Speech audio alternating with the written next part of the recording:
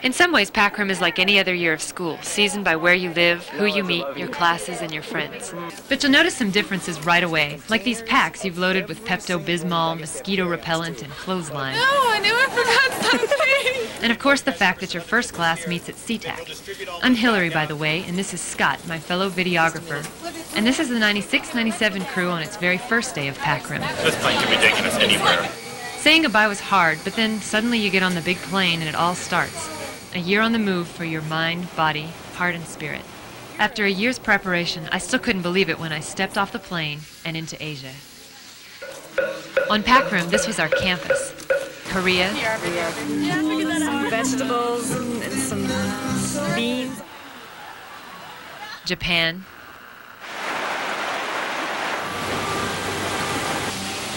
Vietnam. People are out and selling and eating and cooking. India.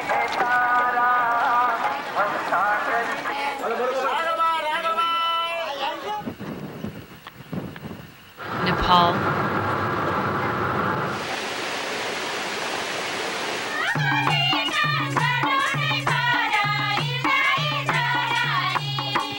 China.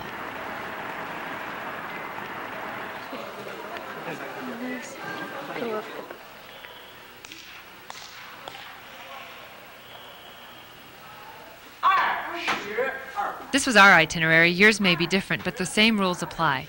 We had to find places to eat, to study, to feel at home, like on any campus.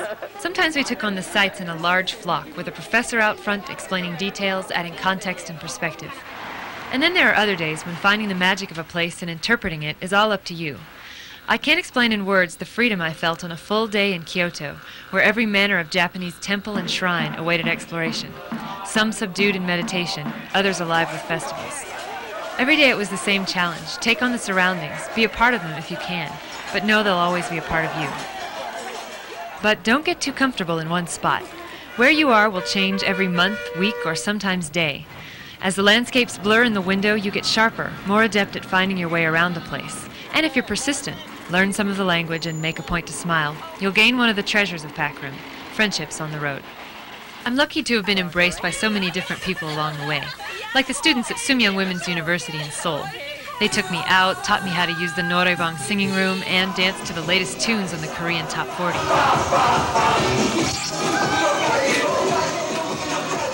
They shared their rooms and their lives with me. There are many booths. Let's look at that English one, that English Korean dictionary. We look at this one a lot.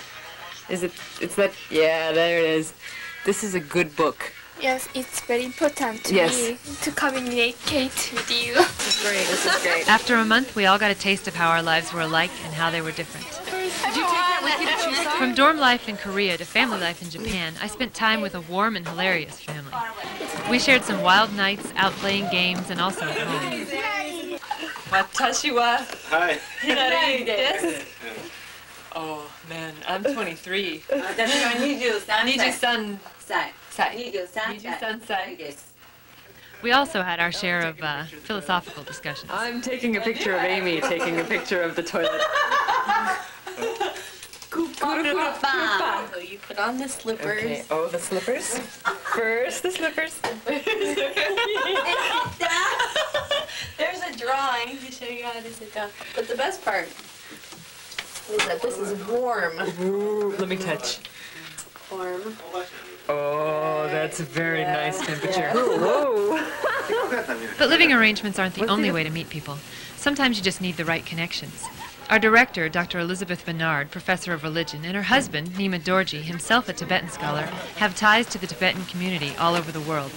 They led us to places where we could be close to that community, like this monastery in South India, where we stayed for a week.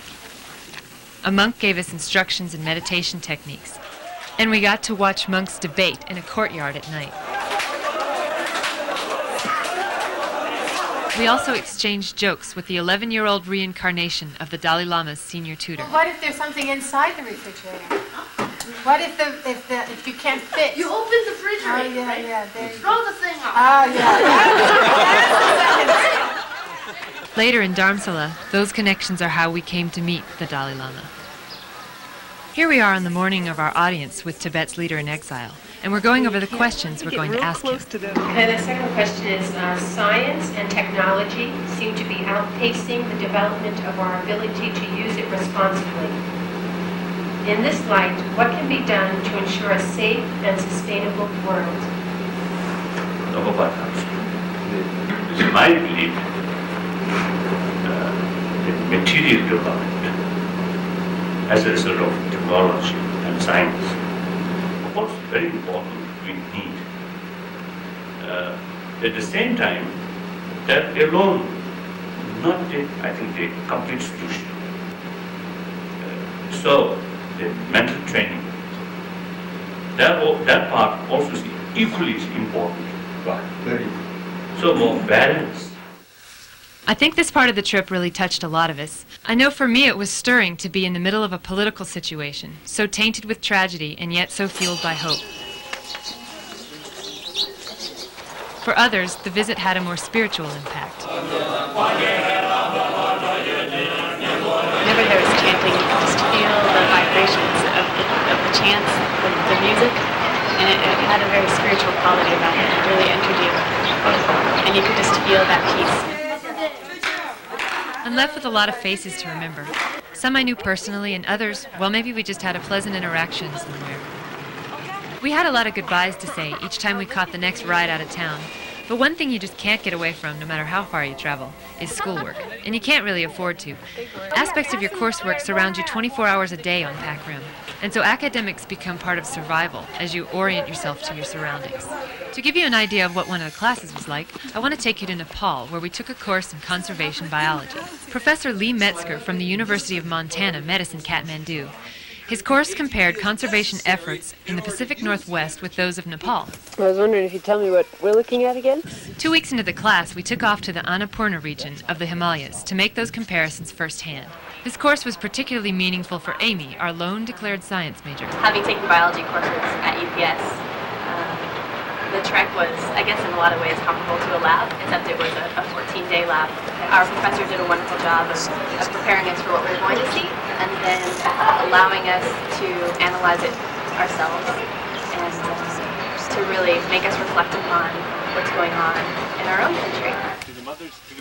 In the mountains, we evaluated the impact of foreign tourism on the local culture and ecosystem, asking where was tourism encouraging preservation, like with the introduction of small-scale hydroelectricity, and where was it introducing what some might see as a detrimental foreign element.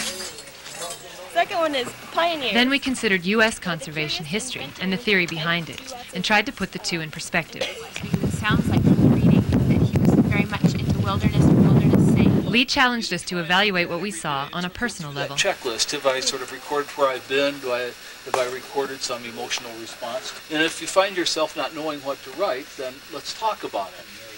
It's easy to sort of feel in touch with a place like this, and I think it's one reason why places like this tend to get set aside.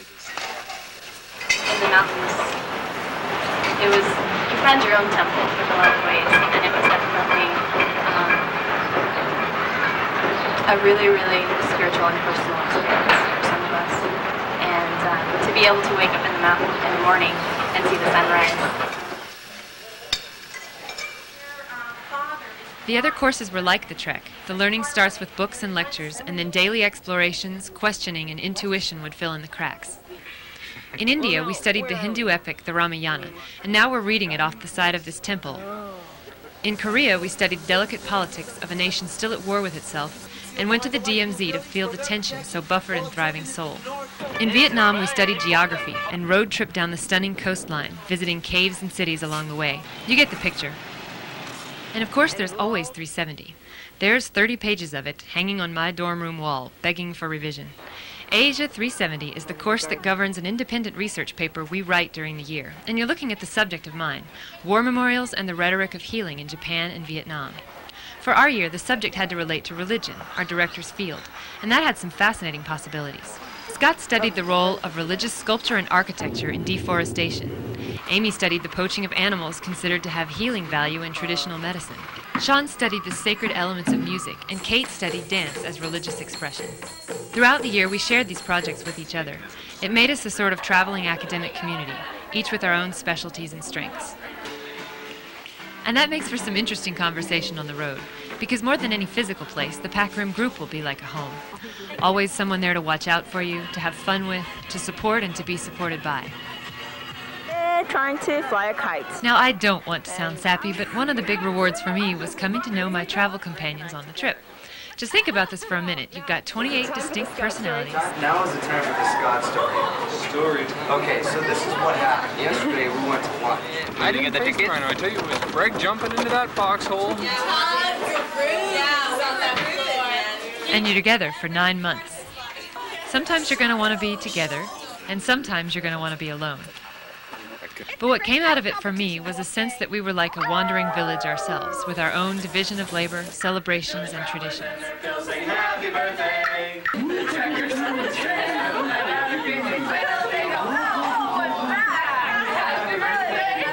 I want to invite you to one of the best days for me, Thanksgiving Day and also Elizabeth's birthday, both of which we celebrated in Ha Long Bay, Vietnam. Do you think we're really going to go swimming? No. But I'm a pessimist. Yo ho ho ho, and a bottle of rum. Happy birthday! Yay! What's next? 3. Oh yeah! Why don't you jump off the plank? I don't want to jump off the plank. Oh, come on! Oh, gosh. Outside. Yeah, I love good ones.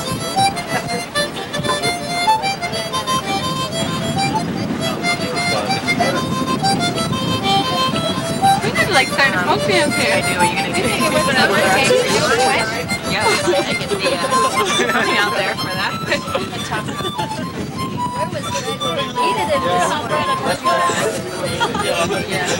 This is where our Thanksgiving feast is being produced. Let me tell you a little story. Please tell me about it. Okay, I was trying to get some milk to put in the potatoes, and they started laughing hysterically, and Mama disappeared and came back with baby breast formula to put in the potatoes. So what we did is we sent her back to the store to get some Vitamilk, and Mr. Na is taking a turn mashing the potatoes. All right, I'm going to take a look at... Oh, wow. Look at that. It looks so familiar. It's just like... We can make noise here. And for the unbirthday boy, we also have a gift of unflowers. Rocks! Rocks! Yes! Tracy, this is very common. Through great, sometimes pain and sacrifice, and a little agonizing work, everybody has stitched their own name.